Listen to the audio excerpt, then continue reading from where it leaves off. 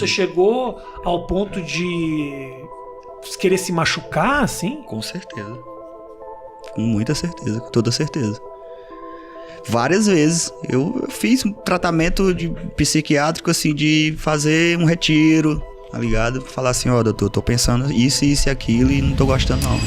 Em janeiro de 2013 foi publicado um primeiro vídeo de quem viria a se tornar um dos maiores YouTubers do Brasil. Um jovem que não apenas conquistaria milhões de seguidores, mas também transformaria para sempre a internet brasileira. O Whindersson Nunes. O primeiro vídeo que colocou realmente o Whindersson sobre os holofortes foi uma paródia da música Voto Estourado do cantor Israel Novas, rebatizada por ele de Voto Reprovado. A versão criada conquistou a internet em uma velocidade impressionante. O vídeo viralizou e acumulou milhões de visualizações em uma época que alcançar a marca de 1 milhão de acessos era algo reservado a poucos. Alô, voto reprovado, voto reprovado, voto reprovado, é nota ruim, eu tô lascado. Foi o primeiro grande sinal de que aquele jovem tinha um talento raro para conquistar o público e estava destinado a se tornar um fenômeno nacional. Pouco tempo depois veio outro sucesso. Qual a senha do Wi-Fi? E a partir daí nasceu um dos maiores fenômenos da história do YouTube brasileiro. Com vídeos simples, gravados no próprio quarto e recheado de humor, o Whindersson conquistou milhões de pessoas. Seu conteúdo lembrava situações do dia a dia e fazia muita gente se identificar com a própria infância. O sucesso foi tão grande que ele passou a lotar teatros com seus shows de stand-ups, acumulou dezenas de milhões de inscritos e chegou a trabalhar em projetos importantes, incluindo parcerias com grandes empresas do entretenimento. Parecia que ele tinha conquistado tudo: fama, dinheiro, reconhecimento. Mas foi justamente no auge que começaram a aparecer os primeiros sinais de que algo não estava bem. No vídeo de hoje vamos falar de um dos maiores YouTubers do Brasil e o que aconteceu com ele, de um jeito simples, rápido e direto. O influenciador e comediante era conhecido em todo o Brasil, na verdade é conhecido em todo o Brasil, famoso pelo seu jeito extrovertido,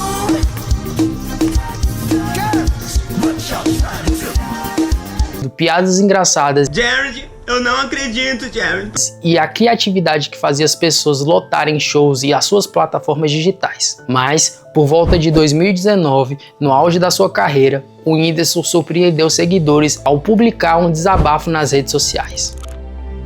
Mesmo sendo uma das pessoas mais famosas do Brasil, ele dizia se sentir vazio, relatava falta de sentido na vida e revelou algo que chocou muita gente. Ele dizia não se sentir mais feliz em produzir seus vídeos. Pouco tempo depois, assumiu publicamente que enfrentava depressão. Falou sobre crises emocionais, tratamentos psicológicos e sobre a dificuldade de viver constantemente sobre os holofortes. Ainda em 2019, decidiu diminuir drasticamente a sua presença na internet para cuidar da sua própria saúde mental. Em entrevistas posteriores, revelou que passou por momentos extremamente difíceis e chegou ao pensamento de se desviver. E abrindo um parênteses, a gente tem que falar aqui no YouTube desviver, porque senão o YouTube corta o vídeo.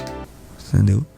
Tipo assim, eu já tentei me desviver muitas vezes, entendeu? Não tô falando da forma direta, aquela de planejar e fazer o negócio feio, eu quero pular daquilo, eu quero me prender naquilo, enfim, seja qual forma for, que não seja nenhum gatilho aqui ou nada pra ninguém, mas que seja só exemplificando.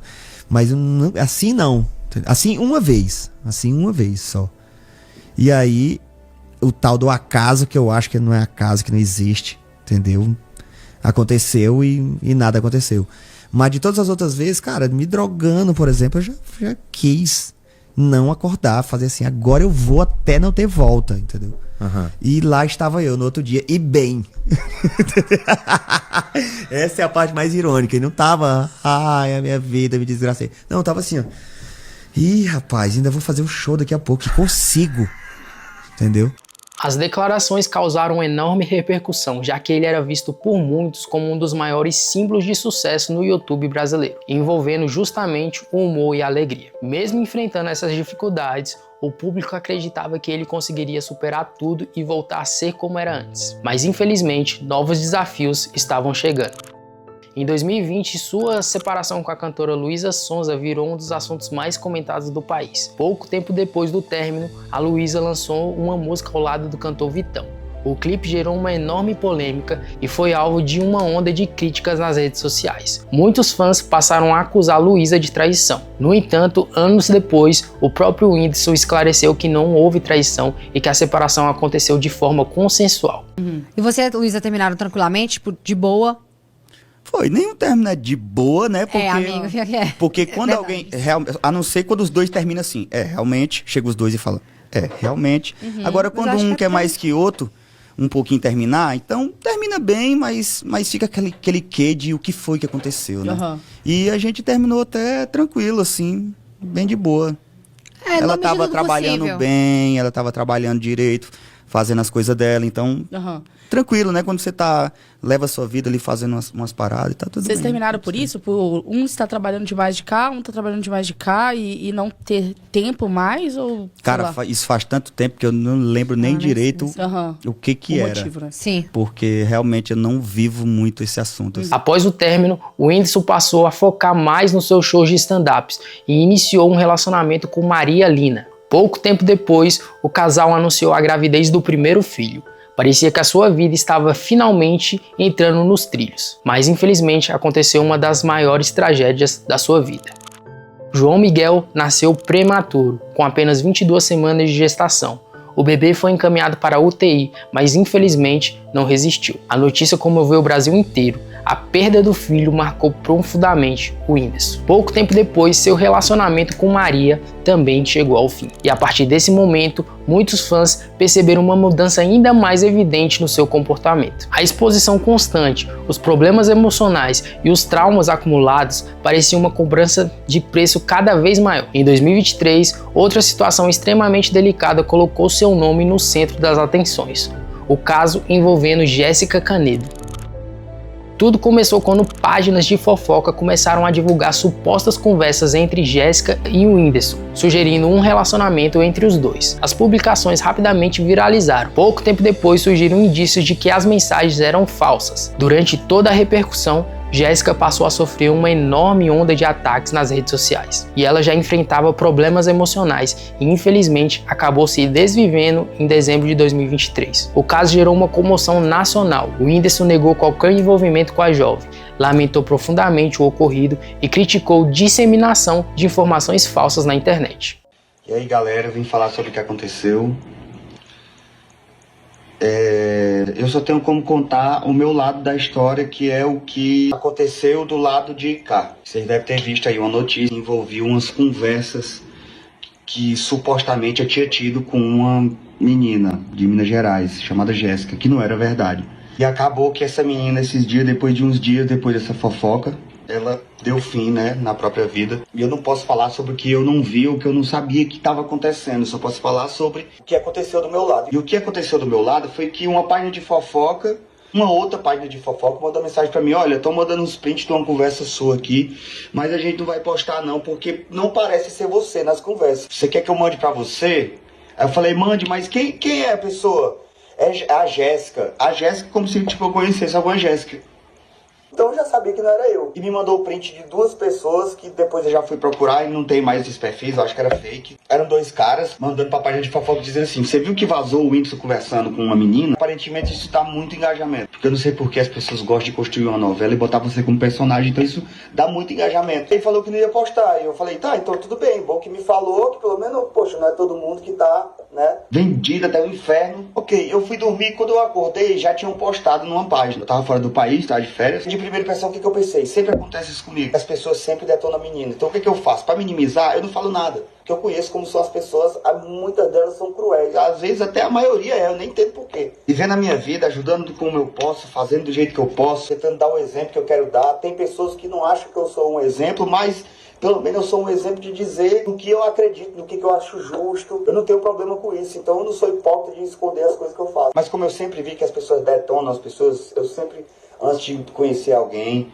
que não foi esse caso, porque eu não conhecia a Jéssica, eu não sabia quem era, eu nunca tinha visto ela na minha vida. Não sabia se ela estava participando ou não, mas Também não acusei. Só quando eu vi a notícia já botei e disse que não conhecia ela, que essa era uma conversa fake, já pra desmentir. E deixei quieto, porque eu deixo tudo quieto. Se eu fosse falar qualquer coisa que eu passei com mulher na minha vida, como eu sei que as pessoas são cruéis, eu sei que elas vão detonar a pessoa, então eu prefiro engolir. Eu prefiro ser o cara que não defendeu na hora que tinha que defender. Eu prefiro ser o cara que abandonou a esposa porque perdeu um filho e aparentemente se não me der um filho parece que eu não amo a pessoa. Que são coisas que eu leio, que eu sou narcisista, que isso, que aquilo. Mas eu prefiro não falar um A, porque eu sei que se eu falar um A, as pessoas vão fazer da vida das pessoas, das outras pessoas que já estão vivendo sua vida, já estão felizes, um inferno. E eu não quero isso. Porque como vocês viram, às vezes isso faz vítima. Então o que eu fiz? Deixei pra lá. Sempre acontece comigo, deixei pra lá. Aí depois começou a ficar mais sério, porque eu vi que a mãe da menina falou que eu tava sofrendo muito com isso, que é uma coisa que eu tenho medo. Tem pessoas que estão dispostas a receber qualquer tipo de palavra e tem pessoa que tá fragilizada e não dá certo. E ela falou, a mãe pediu pra pagar e tudo mais, que foi até o que teve o comentário do rapaz, que é o dono da página, da Choquei, comentou que não... avisar pra menina que o Helen tinha passado, porque era muita coisa pra ler, aparentemente. E aí eu cheguei no país que eu fui e falei, vou gravar um vídeo, porque tá saindo um pouco do controle. Aí eu lá no país, o Dário vai e me mostra que tava em contato com o pessoal, amigo da menina, família da menina. Eu tava tão consternado que eu nem perguntei esse detalhe pra dizer que ela tinha tentado se matar e mandou isso. E eu falei, caralho, vou gravar o vídeo agora, preciso gravar esse vídeo.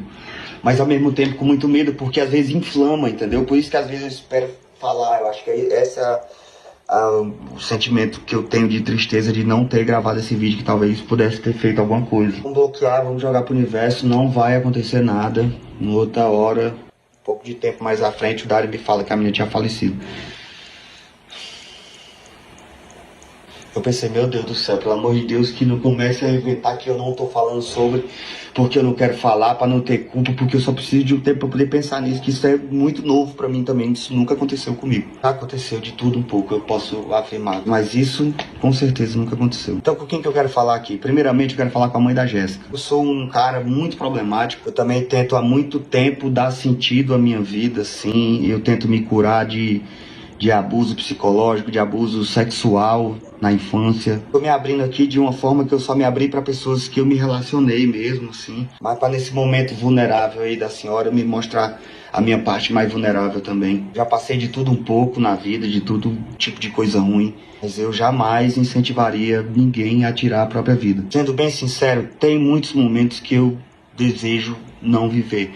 Mas eu nunca incentivaria ninguém a tirar a própria vida. Eu sou uma pessoa que eu acredito muito na democracia, eu acredito muito que qualquer um pode fazer qualquer coisa, desde que seja consigo mesmo, mas eu nunca conversaria com alguém dando a entender, assim, que ela devesse tirar a própria vida. Para toda vez que eu pensei em tirar a minha vida, houve uma vez que eu fiquei muito feliz por não ter tirado a minha vida e ter vivido aquele momento. Eu sinto muito demais mesmo pela senhora ter que passar uma coisa que eu passei por poucas horas com meu filho.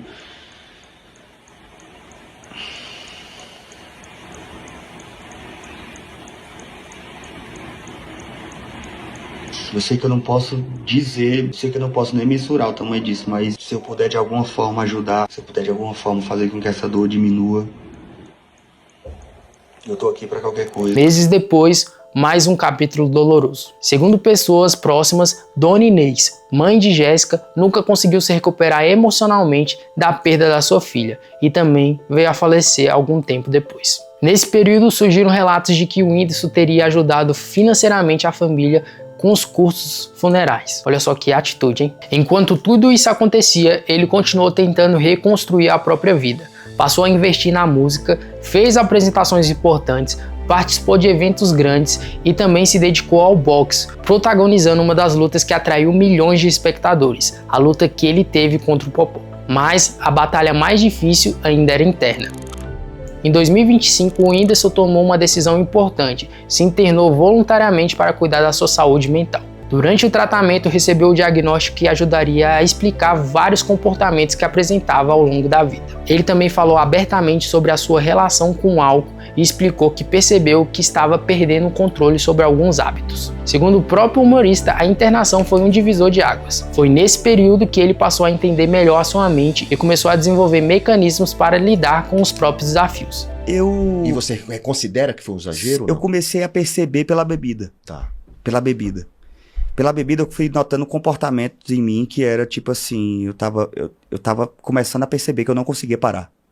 Então eu pensei, se eu não tô conseguindo parar de beber, muitas outras coisas eu não tô conseguindo parar também.